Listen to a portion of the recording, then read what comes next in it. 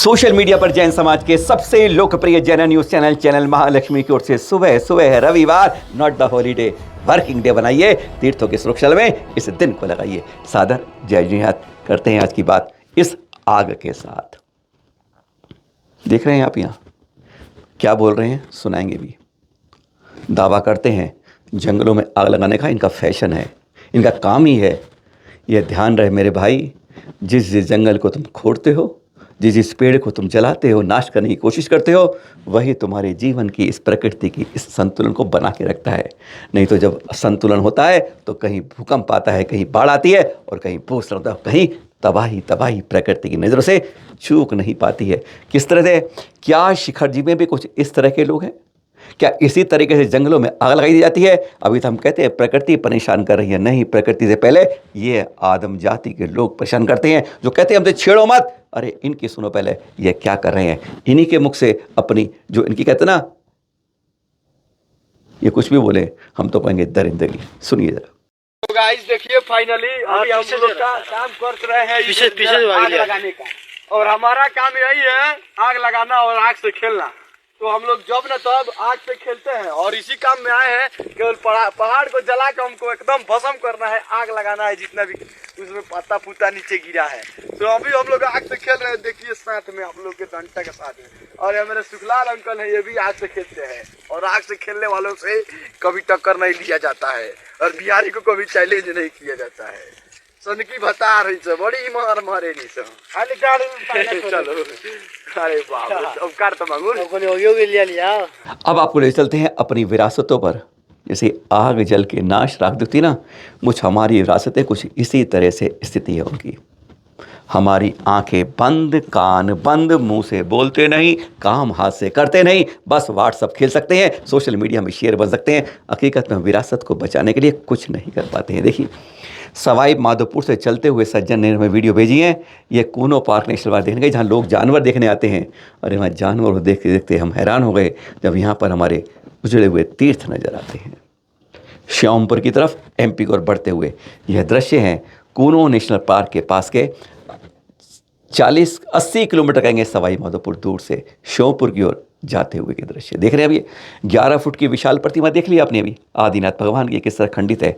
यहाँ पर दूर दूर तक हाँ लोग इसी पार्क में जानवर देखने आते हैं और हमें देख रहे हैं कैसे खंडित प्रतिमाओं का एक जैसे पूरी एक नुमाइश सी लगी पड़ी है। हैरान हो जाते हैं इस देखकर। दीवारें मंदिर की दिखती हैं, यहाँ पर बहुत कुछ दिखता है कि एक समय में ये कई सैकड़ों गजों में, मीटरों में, कह सकते हैं चंद किलोमीटर में विशाल एक मंदिर रहे होंगे। क्योंकि यहाँ पर आज भी सैकड़ों क्षतिग्रस्त प्रतिमाएं आज भी ऐसे पड़ी हैं जैसे आप देखते हैं निगम का कुर्चा कर्चा गाड़ी उठाकर जब चलती है। जगह जगह कुछ ऊपर के कई मंदिरों के शिला, इनका दावा ये भी है कि शायद कुछ शिलालेख भी कहीं हो, पर यह पढ़ नहीं पाते हैं। पर इन्होंने यह विरासत की फ़ोटो देख के सबकी आंखें खोल दी कि सचमुच हैरानगी होती है कि इस तरह से हमारी विरासतें हमसे जुदा होती है, कराती है, आवाज़ देती है। अरे तुम जानवर को देखने कूल वाले, लेकिन आज तक अपनी विरासत को, संस्कृति देख नहीं पाए। ये सब दृश्य दिखा रहे हैं यहाँ पर, जिन भाई ने भेजी है कि आप इसकी समाज में बताएं, जागृति करें, जागरूकता हो हमारी कि अपनी विरासतों को कैसे लुटती है। अरे ये तो राजस्थान के शहर देख रहे हैं, ऐसे शहरों में दक्षिण में जाएंगे तो और देखकर हैरान हो जाएंगे। देखिएगा, समझिएगा और विरासत को बचाने के कुछ प्रयास कीजिएगा। छत्तीसगढ़ के आरंग से ये भांड देउल मंदिर को देख रहे हैं आप, एएसआई के अंतर्गत है ये। और ये हेय वंश के समय की ये मंदिर है जो आप देख रहे हैं। किस इस समय इसका जीर्णोद्धार चल रहा है, पर क्या पूरी तरह से विरासत सुरक्षित रह पा रही है एएसआई के अंतर्गत? ये दृश्य आपके पास लाए। कभी आप इसमें गए होंगे या नहीं गए? मुश्किल है। 11वीं सदी का इतिहास इन्हें समेटा हुआ है और बहुत गजब के मंदिर प्राचीन रूप से दिखते हैं। आज हजारों वर्ष से प्राचीन हमारी विरासत, अब इसमें कुछ जीर्णोद्धार पर पूरी तरह से नहीं हो रहा है। जिन सज्जन ने भेजे हैं उसमें उन्होंने टिप्पणी यह करी है। आरंग छत्तीसगढ़ के अंदर यह दृश्य 11वीं सदी के भांड देउल मंदिर है, जिस विरासत को एएसआई प्रोडक्शन कर रही है। लेकिन देख रहे हैं जर स्थिति में है और अब भी केवल जैसे खाना पूरी की जा रही है।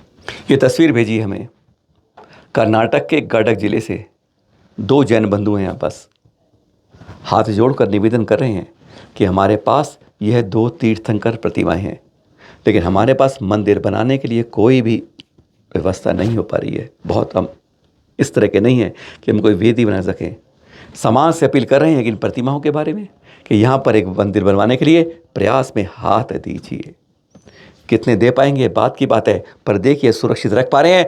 आज ऐसे ही विरले बहुत कम मिलते हैं मेरे भाई, जो अपनी विरासत को इस तरह बचाते हैं, अपील करते हैं। अब ये देखने वाली बात है कि समाज से कौन लोग जाते हैं और कोशिश करते हैं कि वहाँ अगर जैन समाज मिलता है तो वहीं रखें, नहीं तो क्या इनको कहीं और इनको रखा जा सकता है।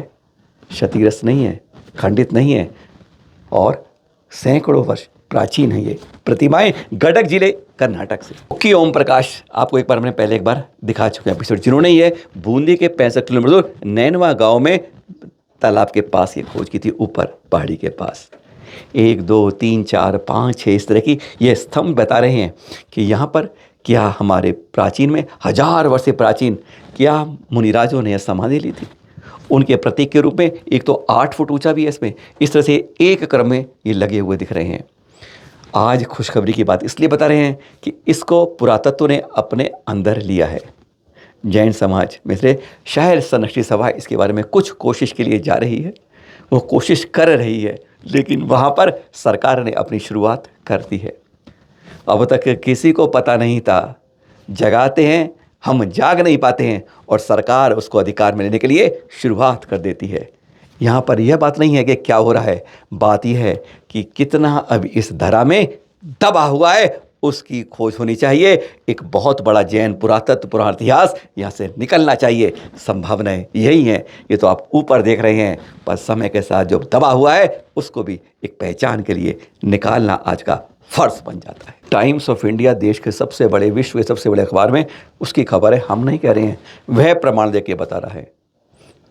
वो है ना, अभी पहले कांडला पोर्ट था जहाँ से सब कुछ काम होते थे, अब एक टूना पोर्ट नया बना है जहाँ पर महाराष्ट्र से बहुत लोग यहाँ के पूरे साल में एक बार में 7 लाख से ज़्यादा भेड़ बकरियाँ जिंदा मस्कट, दुबई, ओमान आदि यहाँ से भेजी जाती हैं। किस लिए? दूध के लिए। समझ जाते हैं आप, जिसे शाकाहार देश का, अहिंसा का देश का बारे में हमारे प्रधानमंत्री, राष्ट्रपति, प्रथम राष्ट्रपति सब हैं, लेकिन उनके देश से आज मीट के लालच में, उस चंद रुपयों के लालच में हम यह करते हैं। यह कुकर्म है हमारे लिए, जो इस तरह से 7 लाख, ये टाइम्स ऑफ इंडिया कह रहा है, 7 लाख भेड़ बकरियों को एक्सपोर्ट आज हम कर रहे हैं। और उसके लिए विशेष टूना जो पोर्ट है विशेष रूप से है, जहाँ से महाराष्ट्र, राजस्थान के लोग यह काम कर रहे हैं। इस और किसी का ध्यान नहीं जाता, आवाज़ नहीं उठ पाती है, सरकार नहीं जाग पाती है कि इस चंद करोड़ रुपए के लिए, जिसके आज की तारीख में मीट का कारोबार इतनी तेज़ी से बढ़ रहा है हमारे देश का एक्सपोर्ट के लिए कि बता नहीं सकते। एक तरफ कुछ कहते हैं, कहते क्या है, मुंह में राम समझ जाएं आप। फिर मिलेंगे आपसे नई जानकारी के साथ। खबर रखिएगा, आज शाम को बात करेंगे फिर एक बिटिया लफ्ज़ हाथ में कैसे फंसी और कैसे बची।